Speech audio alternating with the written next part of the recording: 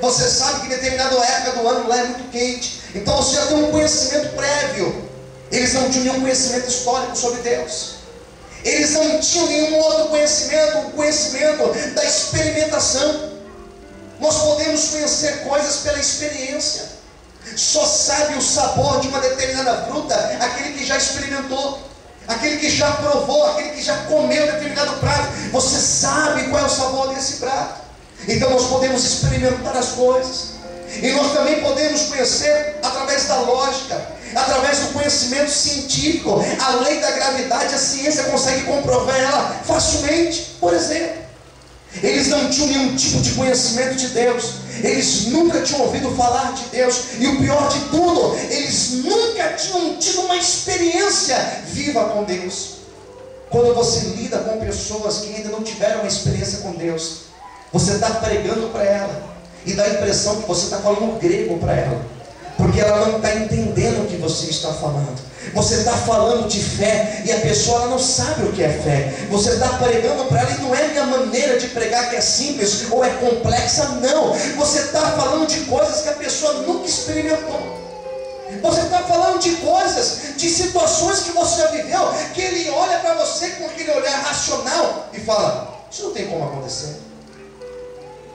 Então, por mais que alguém dissesse para eles: olha, o mar vermelho abriu. Ah, é? Não acredito. O rio Jordão abriu. Será que abriu mesmo? Você estava lá para ver? Não. Isso aconteceu há tantos anos. Então, será que abriu mesmo?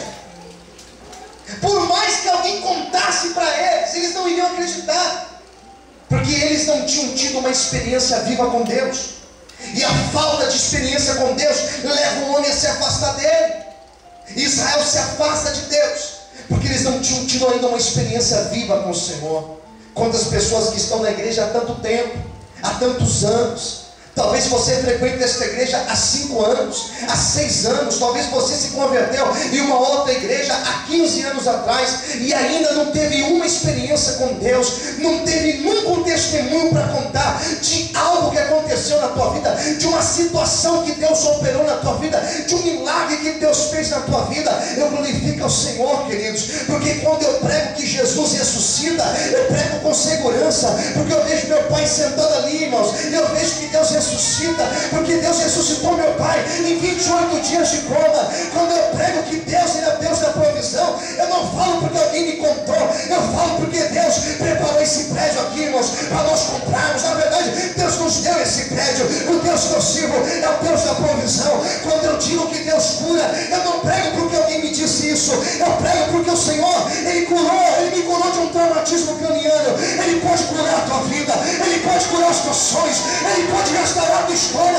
Eu não estou pregando um Deus de ficção, eu não estou pregando um Deus da filosofia, não. Eu estou pregando um Deus vivo, um Deus que opera, um Deus que está neste lugar e quer ter uma experiência com você aqui nessa noite. Quantos podem aplaudir o Senhor? As forças palmas, aleluia. Quantos podem aplaudir o Senhor? Deixa eu falar a verdade. Eu vou resumir a pregação aqui. Geralmente eu faço isso no final, mas eu vou fazer agora. Olhe para quem está ao seu lado e diga: Deus quer ter uma experiência com você.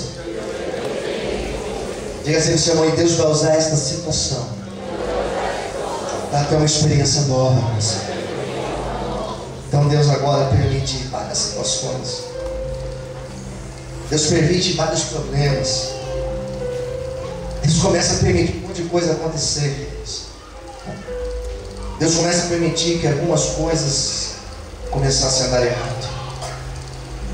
Deus começa a permitir o roubo na vida de Israel. E é assim que acontece, irmãos. Quando Deus quer ter experiência com alguém, Deus pega essa pessoa e leva essa pessoa para o deserto. Deus agora olha para Israel e fala assim: então tá bom, já que vocês não quiseram me conhecer pela maneira agradável da vida, pelo testemunho dos pais, se vocês não quiserem me conhecer assim, eu vou levar vocês para o deserto.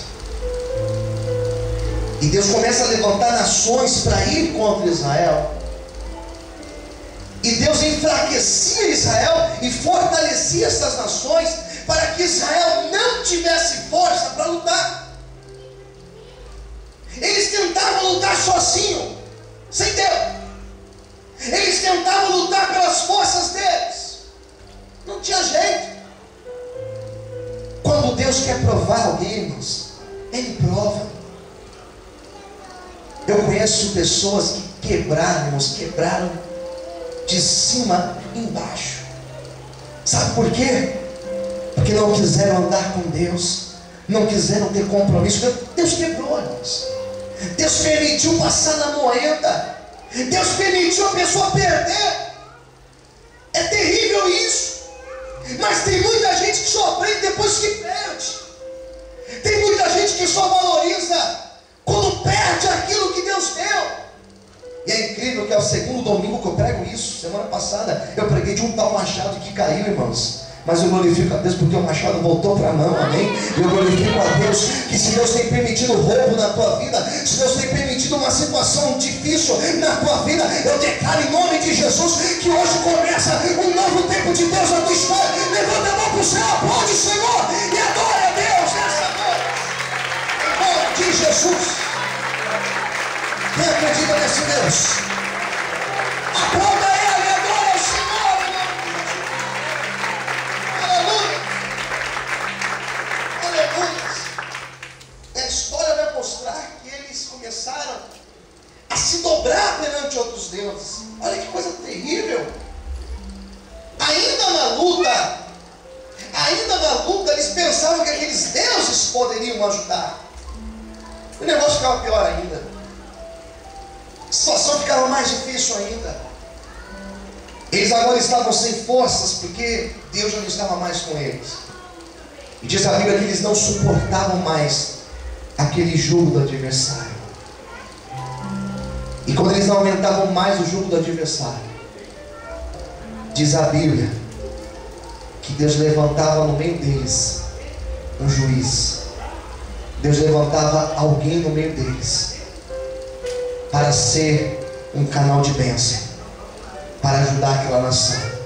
E Deus foi levantando homens como Sansão, Deus foi levantando homens como Gideão, Deus foi levantando homens como Jefté, Deus foi levantando homens, mulheres até mesmo, para ser juiz daquela nação. E sabe que eu glorifico a Deus? Que esses homens que Deus foi levantando, através deles, Deus fez maravilhas. Através da vida desses homens, o Senhor fez coisas surpreendentes. Através da vida desses homens, Deus mostrava para Israel que existe sim um Deus no céu que é poderoso, um Deus no céu que tem poder de dar vitória, um Deus no céu que tem poder de inverter a situação, de trazer uma nova história à vida do homem e da vida da mulher. E o mesmo Deus que levantou Gideão, Jefté, levantou Sansão, levantou Débora, esse mesmo Deus, Ele vai te levantar nessa noite. Vai ser através da tua vida, será através da tua oração que o nome de Deus será exaltado e glorificado na tua história. Levante a sua mão para o céu em nome de Jesus. O mesmo Deus que levantou homens, o mesmo Deus que levantou mulheres naquela época, Ele vai te levantar nesta noite como uma voz profética para a nossa geração. Quantos querem ser levantados por Deus, adore o Senhor e glorifique a Deus nessa noite em nome de Jesus. Aleluia. Amém, queridos. Sabe o que eu percebo? Sabe o que eu percebo nesses 300 anos desse período? Deus mostrando: se vocês estiverem bem comigo, se vocês estiverem na minha presença, as coisas vão caminhar bem. Quem entendeu, diga amém. Era Deus dizendo: quando vocês estão na minha presença, eu honro. Eu estou pregando alguma novidade aqui, irmãos? Não estou pregando nenhuma novidade. Você sabe que quando você está bem com Deus, as coisas caminham diferente na nossa vida. Quem concorda comigo, diga amém. Você sabe melhor do que eu que quando você está bem com Deus, as coisas elas ficam mais leves na tua vida, na tua casa, na tua vida financeira, na tua vida ministerial, na tua vida sentimental, em todas as áreas da tua vida. Quando você está bem, parece que as portas, elas são abertas para você. Você passa pelas mesmas lutas, mas é incrível como você não fica angustiado nessas lutas. Sabe por quê? Porque você está bem com Deus. Daí Deus em momentos assim ele fala comigo: filho, o que mais vai precisar acontecer? O que mais eu preciso permitir para o meu povo voltar para a minha presença? O que mais Deus precisava permitir para esse povo? O que mais Deus precisa deixar acontecer na tua vida? Qual área da tua vida você quer que Deus toque para você entender que longe da presença dEle nós não somos nada? Que essa ideia de longe de Deus nós não somos nada não é somente uma poesia que nós colocamos nas nossas músicas e cantamos no culto, não. É uma pura realidade. Que porta Deus precisa fechar na tua vida? Que problema Deus precisa deixar acontecer na tua vida? O que Deus precisa tocar no teu lado para você entender que sem a presença dEle nós não somos nada? Deus começa a permitir um monte de problemas, e por isso que esses 300 anos aqui é conhecido como um período de trevas, de caos, porque era um povo inconstante, era um povo que quando apertava a luta buscava Deus, mas quando a luta melhorava, eles se afastavam do Senhor. Parece um grupo de gente que eu conheço aqui da Vale de Bênção Brasilândia. Na hora da luta grita, chora, clama, pede oração, liga para o pastor, manda mensagem para o pastor, manda recado para mim, vem para o culto, e vai para a vigília, e vai para o monte. Mas quando a luta passa, ele se afasta de Deus. Israel fez a mesma coisa. Na hora que Deus abençoava, eles se afastavam do Senhor. Mas a história é tremenda, porque a história mostra que nos momentos que eles foram constantes, a bênção de Deus, ela também foi constante na vida deles. E é essa a palavra de Deus para você nessa noite.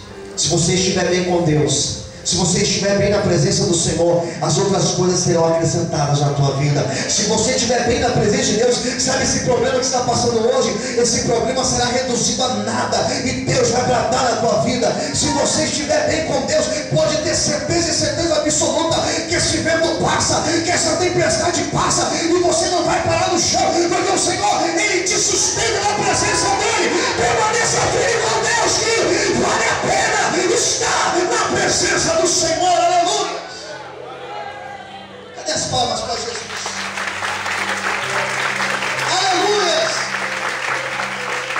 Se você estiver bem com Deus, milagres vão acontecer na tua vida. Quando nós mantemos uma constância na presença do Senhor, as coisas caminham. E é isso aqui que eu vejo no livro de Juízes. Eu vejo um povo apostatando da fé, eu vejo um povo deixando o caminho do Senhor, mas eu não vejo só isso. Eu vejo um povo que se arrependia, em alguns momentos se arrependia, e quando eles se dobravam perante Deus, o Senhor se compadecia, e o Senhor abençoava aquele povo. Essa bênção hoje será liberada na tua vida. Eu declaro em nome de Jesus, feche os teus olhos agora. Eu declaro em nome de Jesus, coloque a mão no seu coração, feche os olhos.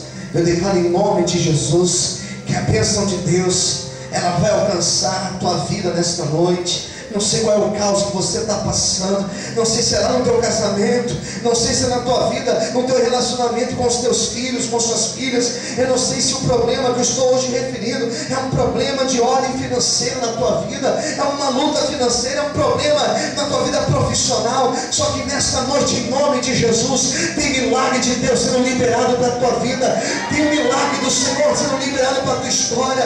E Deus manda te dizer nesta noite que a noite que Ele te levanta, que a noite que Ele te põe de pé, Ele traz a restauração dEle e o milagre dEle sobre a tua história. Levanta sua mão para o céu, receba esta palavra sobre a tua vida, receba esta palavra sobre a tua vida, receba esta palavra sobre a tua história, em nome de Jesus. Quantos podem aplaudir o Senhor e glorificar a Deus nessa noite?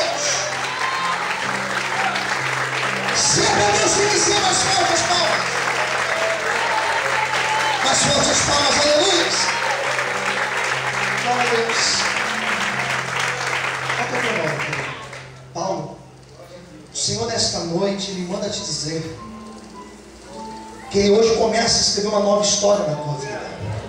Estou ali em cima pregando, eu vejo uma página sendo virada na tua vida.